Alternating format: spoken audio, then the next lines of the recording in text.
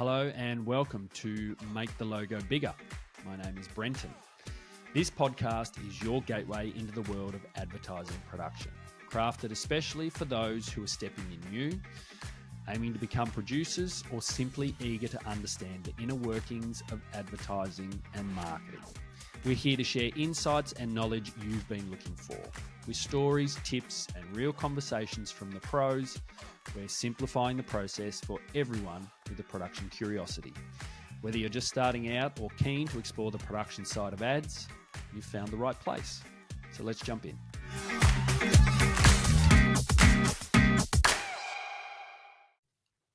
Our guest today is Mike Ciccone, co-founder, executive producer, and production manager at Truce Productions. With an office in Melbourne and plans to expand into Sydney, Truce and Mike's journey is a testament to the power of self-learning and the diverse paths one can take in this industry. From his background in journalism to starting Truce in 2010, his story is a roadmap for anyone looking to make their mark. He shares his insights on what makes a good producer, the importance of understanding the craft, and how to navigate the complexities of the production world. Mike Ciccone. Mike, mate, thanks for jumping on. First question, hard hitting for you. What makes a good producer? It's an interesting one, isn't it? Because I think a producer comes in a variety of different shapes and sizes. Ultimately, you want to see a creative output and to deliver results for clients, whether it's agency or direct to client. But I mean, I think a good producer is also a support mechanism for directors to be a sounding board, to bounce things off. They're logistical people who understand how to break things down and, you know, what things might cost. And, you know, like my role has sort of like progressed from being a very hands-on producer to an executive producer in a Truce. And so my role's gone from less about how do we pull things together, how do we run a business, and how what's the industry look like, and how can we find opportunities, and where are people, you know? Like, so it's a good EP is about like who's where, who's doing what clients have gone to what agencies, what brand suits our directors, and you kind of need like a fair spread across everything. It's also like good leadership as well. Like even at like just a producing level, you know, you got to lead a production manager, a crew, handhold with a client, make everyone feel safe, and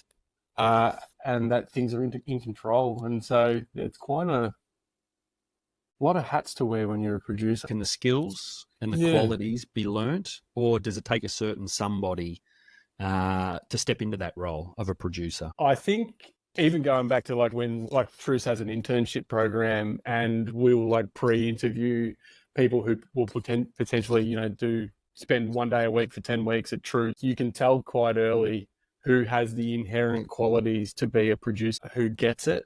So how'd you get your training and experience as a producer? I had a little bit of a weird pathway. And I think every producer has kind of gone down this like similar ways. I studied accounting or commerce at university. I dropped out, went into hospo, worked in there for a couple of years, and then tried to get my life in order, and was studying a Bachelor of Journalism with an intent of wanting to be a sports journo. And the course opened me up to the idea of documentary and like single camera video and writing for documentary. And it was like the 2006 Com Games. So there was an opportunity to be a camera assistant. And I did that and met my business partner, Nick Clifford, who was studying film and TV at RMIT at the time. And yeah, we just started hanging out, and he was a writer-director, and he was telling me about these short films that he was pulling together and what he needed in a producer. And I kind of felt like, well, I've got like a little bit of business knowledge, and I've got a little bit of like understanding of script, and obviously know how to write articles and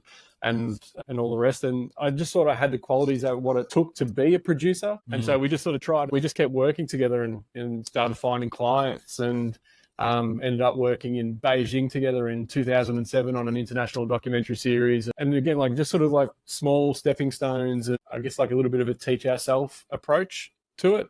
And yeah, you know, cut to 2010, we started Truce. I had never studied film before. Winning clients, winning briefs, finding our own feet. And then in 2012, I saw this ad for like a Masters of Producing at VCA, Victorian College of the Art.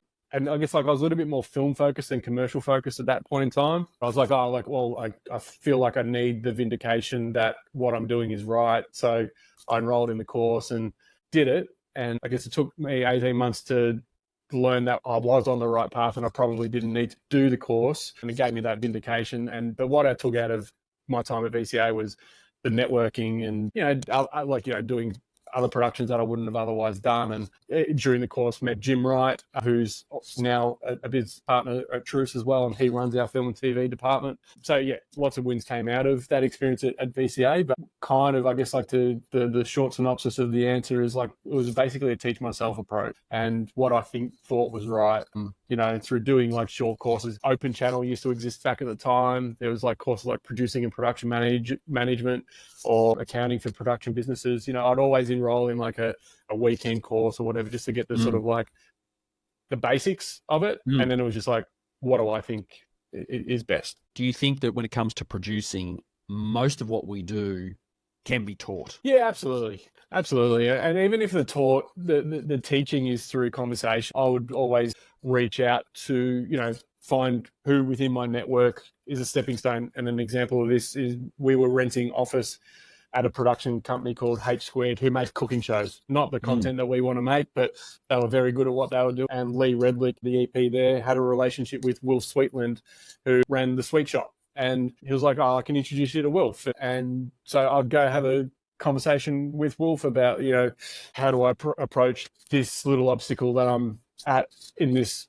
journey that I'm on at the moment. And Wolf was like, very generous with his guidance at the time. And I never went too much on that. Wolf was a very busy person. We probably caught up a couple of times, but that's an example of there's opportunity to learn and to be taught, whether it's just from people's experience versus, needing to enroll in something. Obviously, commercial producing is not a course that I don't think you can do at an institution in Australia, but there's definitely a pathway towards learning it for sure. If you ask people, it's a very giving industry and people always, as long as you've approached it the right way, receptive to, giving you 15 minutes, 30 minutes, an hour of their time. And, as long as you don't sort of press on it too much and all the rest as well, or take it for granted. But yeah, it's a really supportive industry we're in. How do you break down scripts? How do you pull it apart, work out the costs, the days? Is there a system that you use or you've learned over the journey? I mean, first and foremost, in terms of breaking it down, it's literally that manual process of getting the agency script,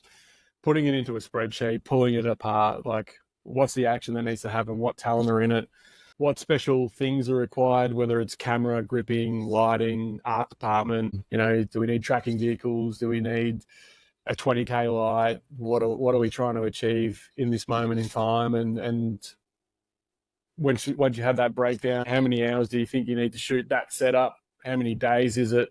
What scenes piggyback against each other, reordering things in that sort of like logistical fashion. And then you start putting numbers to it. It can be pretty arduous. I think sometimes you can do it like really quickly in your head. It's like you read the first pass of a script. It's like, okay, cool. That's 2 days. It's going to be a little bit more of a doco approach. Crew of 6, you pull it together, or, this one, it's crew of 40 and it's 5 days and, the agency don't have that budget. What are they thinking, kind of thing, but yeah, so it's pretty hands-on. I think the breaking down the scripts, things like costs, obviously, like that's stuff that's pretty industry standard, but like a little bit fluid at the moment where, people are upping rates. So every now and then you put something in a budget and you go out to a supplier and you get like their confirmation of availability back and they're like, oh, but I'm going to charge, this amount for pre or whatever. It's like, oh, didn't factor that in. So sometimes you get a little bit caught out there. But again, I'm probably in the fortunate position where I have those 3 producers, 2 production managers now that I can lean on, which is great. Spreadsheets, I think, are just every producer's just something every producer needs to have, I think, and know. Build yourself a matrix with just your different headings, and like you said, put everything in there. Is it tracking? Is there art department? Is there how many talent there are? And again, once you start to see it all, it certainly works for me. Then it just gives you a better picture, and then you can start to put costs associated timing and then costs associated to all of that. I think one of the key factors that doesn't necessarily exist on the page when the agency presents it to the production company is like, how's the director going to want to approach it? So I guess pretty early on when breaking down a script is getting that director on board and just sort of having like a general conversation with them without them hopefully investing too much thought or time of like, what do we need to make sure that we're allowing for here that sort of give you a little bit of creative freedom to elevate what the agency are putting forward. Because obviously sometimes producers can be a little bit too focused on getting to a number as opposed to elevating the brief. And I think it's elevating the brief which will win the work. So yeah, always trying to bring in that director who obviously we're going to lean on quite heavily in delivering a project to offer input, guidance, whatever you want to call it, before locking things down too hard. Treatments. What makes a good treatment? Anything specific you think a treatment should be? Now, short, long, verbose, lots of pictures, putting new ideas in. What are your thoughts around treatments? It's a hard one. And again, I guess because we sort of, like I started out, basically Truce was day one. I haven't had that external experience of how other people necessarily do things, and into what we are talking about before. Treatments can be short, they can be long. I don't think there's any sort of like written rule. I guess it depends on what the task at hand is. We delivered something about 6 months ago now where the director turned in a 180-page treatment for an international client with an international agency, and it was quite complex with portals and traveling to different things. It required like VFX breakdowns. Like, it was one of the best treatments that we've ever submitted, hands down. And I think it was quite a competitive brief, and I was told that we were like one of the final two, and that was the case. But yeah, like I definitely don't want to be doing 180-page treatments every time. I think generally we're in the 35 to 50 bracket in terms of pages, and obviously some of that's like full page images or GIFs or video references and things like that as well. But back to the last question, what makes a good treatment? It's what is the director putting on the page? And treatment design and imagery aside, I think if the words don't have substance or trying to bring something to the table in terms of a creative, and you want to excite both the creatives and them feel like, he's pushing, this is exciting, and the client.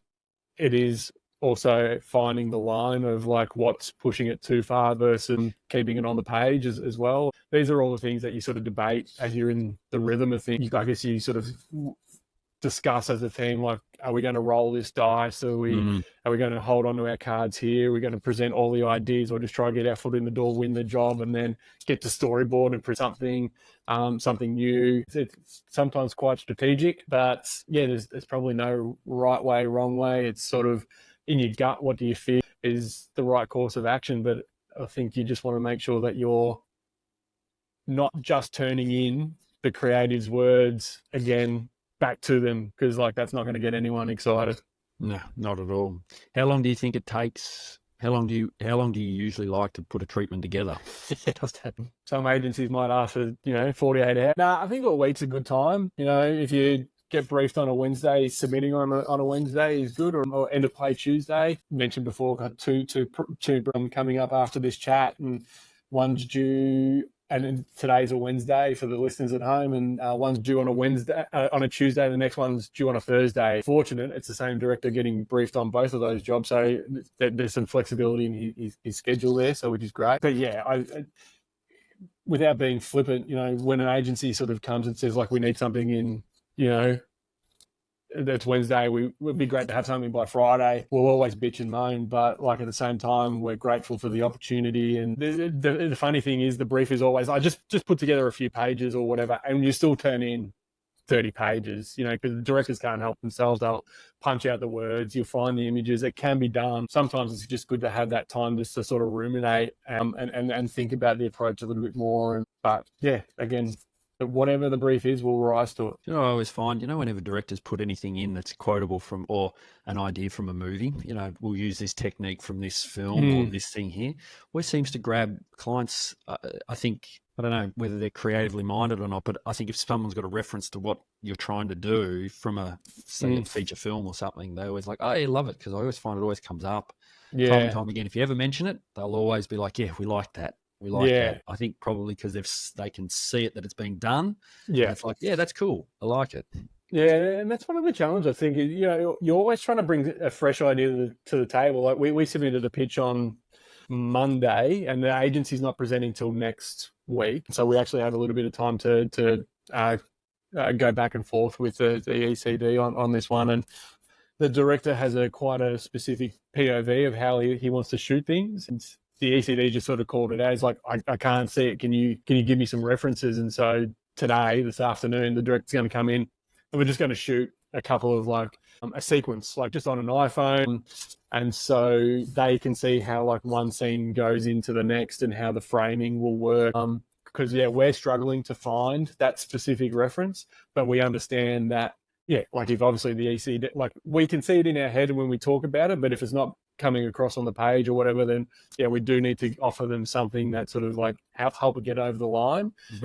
And again, they might sort of push back and go, "Oh, we don't like that," or whatever. And it's like, cool, all right, let's pivot.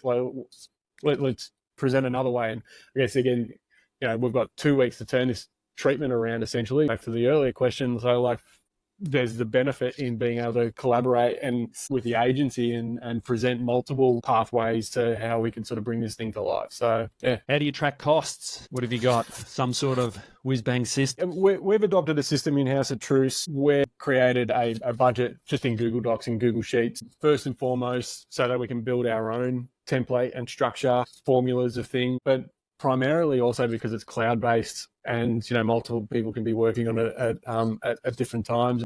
At times we've explored the show business and the movie magics and things like that. And so to jump to basically out of that, there's a whole section to the right-hand side of the budget, which is, for dropping in actuals and seeing how we're tracking. Is there any under a more detailed level? Our bookkeeping is through Xero. We have a bookkeeper, Natasha. She's a weapon. And so, we're very diligent in terms of coding everything back to, later on assessing, did it run at a profit or a loss, or, what were our margins on that job? There's another platform called Fathom, which can then extrapolate all that data and put it into, pretty graph. Problems. So they arise all the time. How do you approach them? Have you got a particular process? It's an interesting question, because there's nothing that sort of comes to mind of there's a problem here. How are we going to, a broken down camera or a difficult talent? I think we've been quite fortunate, and I don't know if that's through thorough pre-production or just good fortune. We've avoided it. But I mean, obviously production's not easy though, not to be too flippant about it. But I think fundamentally I have two philosophies. And the first one is to not dwell on things. If something does awry, what is the problem? How do you address it? And just move forward. Don't get caught up in what's just happened. Put your energy into how do you move forward? And I think that goes to the stress levels as well. And that my second point is stress. I've just always had this philosophy that stress is just wasted energy. I guess always been forward thinking rather than backwards thinking. So problem comes in, and it's more how do we deal with it rather than why did this problem come? If you lose your calm, then it flows on to everybody else, but it doesn't solve the problem, does it? Because the problem is still there. So always knowing that, hey, guess what? There's always going to be a solution that you can figure out. I also know it's something that I work in more and more is risk analysis, and it's simple tasks. Probably, you take about 15 minutes out, just look at all your scenarios. And you and I talked offline about this. Camera shuts down, won't start. You told me about an aircraft wouldn't come pick people up when they were out in the middle of nowhere. How do you problem solve those? I think and from what I've talked with other people, just knowing what could arise and then discussing what the problems, how you can solve it. It's always beneficial, because there's nothing, for me particularly, there's nothing worse when something does pop up. I do tend to stress, it gets me. So if I've thought about scenarios beforehand, it seems to mitigate that feeling where I was I feel prepared. I feel prepared for what's happening, and then I can pivot really easily without sitting there going, shit, I don't have an idea, and then being caught up in all of the emotion. And back to I talked about preparedness, thorough pre-production, and I have the benefit of the production team at Truce, and so I can sometimes it's this can be done, whatever, and the producers will challenge me of well, what about if this happens? What about this happens? And we can talk about it. And again, we might just be moving forward exactly how I sort of think we should be moving forward, but at least we've discussed what obstacles might come up, And so when they do, it's not a surprise. And at least there's been, the reactionary discussion of like, all right, cool. Like, well, if that does happen, then, we need to go this way or whatever. Yeah, thorough pre-production. It's important. Tell me, value add. What does it mean to a producer? How do you add value?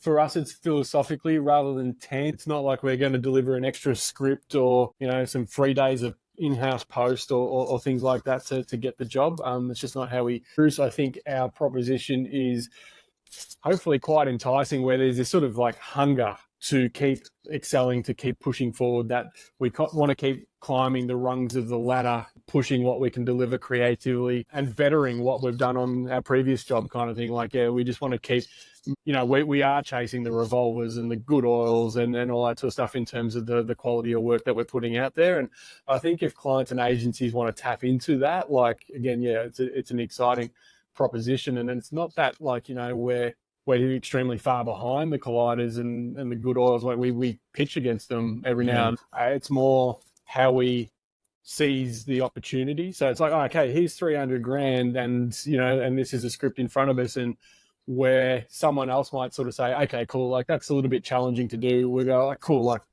this is a pool of money. Like, how do we put as much of that up on screen as possible? Again, because we sort of like start nothing and no portfolio, no relationships when we started Truce and all the rest. It was like kind of like 30 grand was a lot of money. And, coming from short film world or whatever, like we've just always sort of had that mentality of, sometimes like a brief can come in and like the agency's got 70 grand and it's like, oh, sorry, like, we can't do much on that one or whatever. Or like, this is how we're going to approach it. But be disrespectful to other people or other production. There obviously is realities, but fundamentally, if we have that hunger and we bring that to every job and we want to keep improving and we see the opportunity to put something on screen, I think that's the value that we can offer to agencies, really. What advice would you give to someone who wants to advance their career in advertising, get better at it? What advice you got, Mike? Yeah, I mean, I think first and foremost, and one of the things that I really push on our directors is like,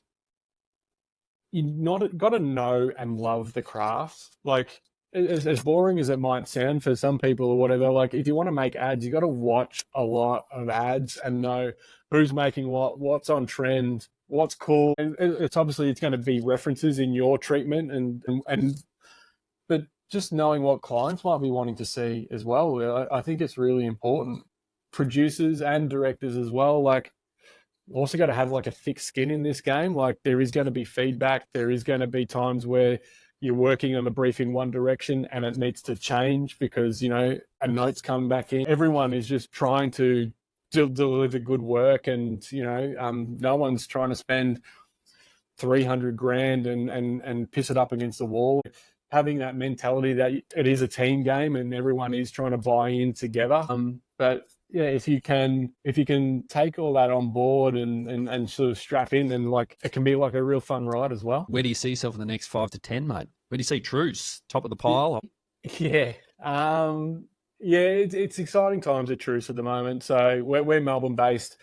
We're in the final stages of putting on EP up in Sydney. We see that like as it's the biggest market in the country. We've been about sort of building our brand and a platform from which to launch for the last couple of years, and now we think we're at a time where we can do that. I'm pretty bullish, mate. I think it's onwards and upwards for Truce. One day it might be nice to have an office in LA or Bangkok or New Zealand, who knows? And again, like, is that film related, commercial related? We've been very much about organic growth and seeing where things take us. But it's exciting times, and I'm lucky that I've got 4 very committed business partners that we're all on this sort of journey together, and we can sort of all lean on each other and ride the roller coaster that it is being a small business owner. But yeah, and hopefully we sort of crack open a few more big agencies and big brands and keep knocking it out of the park. Do you know what? I appreciate you chatting with me as always. It's always good to converse as we do. Appreciate you jumping on, sharing your time, sharing your insights, and good luck for the rest of 2024. Thanks very much, buddy. Talk soon. Well, that's it for today on Make the Logo Bigger. Thanks for hanging out with us. We've shared some insights and stories that I hope you found useful. Whether you're just getting started or diving deeper into ad production, there's always more to explore. Keep listening, stay curious, and we'll be back soon with some more from the world of production. Take care until then.